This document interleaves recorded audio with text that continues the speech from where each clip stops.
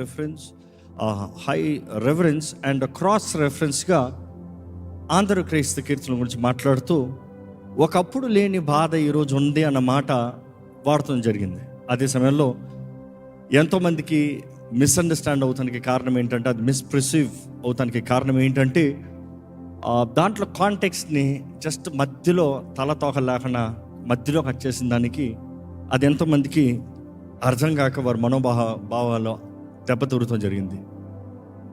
మన చెప్పను ఉద్దేశించింది ఏ రీతిగానే దేవుని స్తుతించండి అయ్యా, irrespective of blaming and criticising.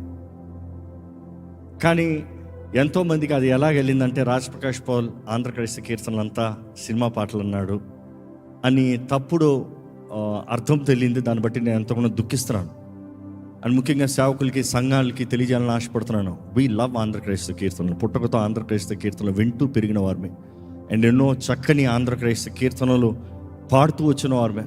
అందులో అనేక శాతం వాటిని రీప్రొడ్యూస్ చేసి ఈ న్యూ జనరేషన్కి అందించిన వారిమే. ఇన్ఫ్యాక్ట్ లాక్డౌన్లో అధిక శాతం ఆంధ్రప్రదేశ్ కీర్తనలు పాడిన వారిమే.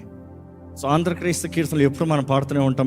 ఇన్ఫ్యాక్ట్ 740 అప్రాక్సిమేట్లీ 740 క్రైస్తవ కీర్తనలు ఎంతో సారవంతమైనవి. బికాజ్ ఆంధ్రప్రదేశ్ కీర్తనలు ఒకప్పుడు నువ్వు చెప్పాలంటే ప్రతి ఒక్కరి చేతుల్లో బైబిల్తో పాటు ఆంధ్రప్రదేశ్ కీర్తనల పుస్తకం ఉంటుంది.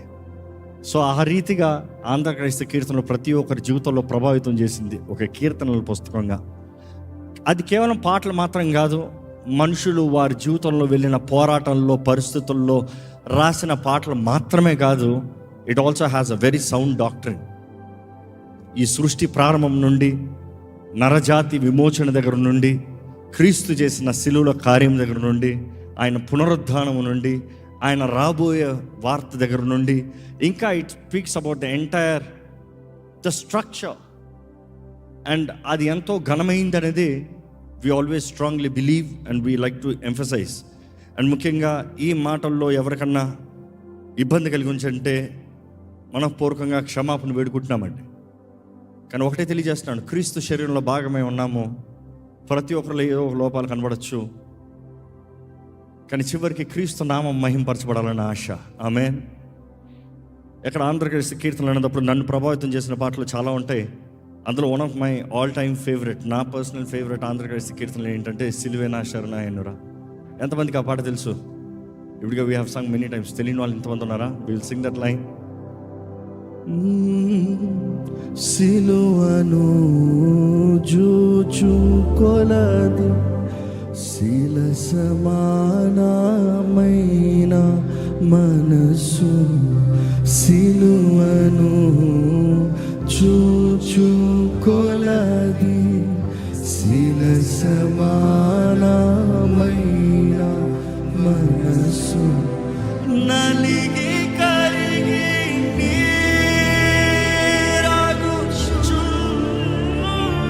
నీరాగుచున్నదిరా, నలిగి కరిగి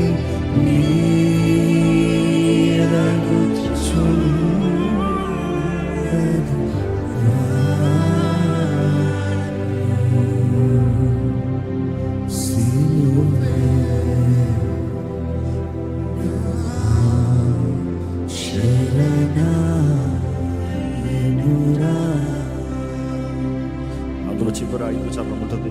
శరణు యేసు, శరణు శరణు, శరణు శరణు నా ప్రభువా, శరణు యేసు, శరణు శరణు, శరణు శరణు నా ప్రభువా, దురిత దూరుడా నీ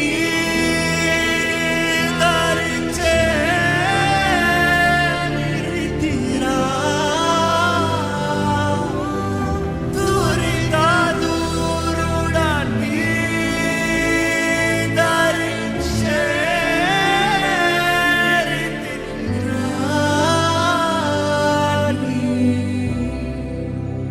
సిలువే